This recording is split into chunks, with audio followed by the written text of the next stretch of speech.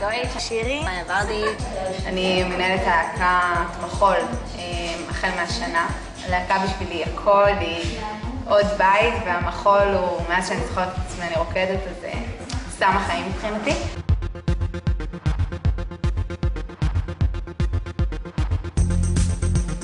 מחול בשבילי זה ביטוי, זה תנועה, זה סיזיפי, זה כואב וזה כיף. הלהקה בשבילי זה משפחה, זה קריאת טוסיק, זה המון נתינה, אבל זה המון קבלה.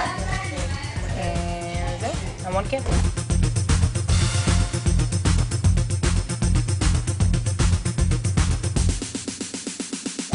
זו השנה השלישית שלי גם בלהקה, התחלתי יחד עם הלימודים.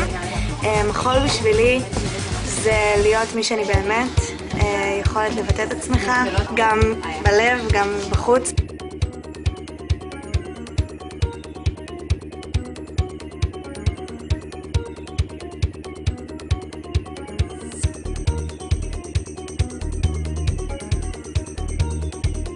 אני רוקדת בלהקת מחול שנה שלישית כבר.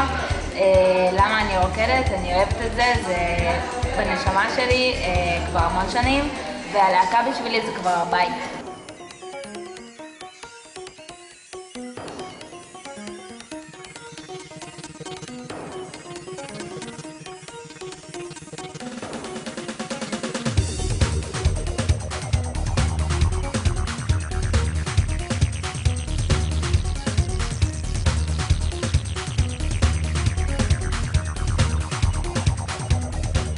הלהקה זה הכיף שלי, זה לבוא, להשתחרר, ליהנות.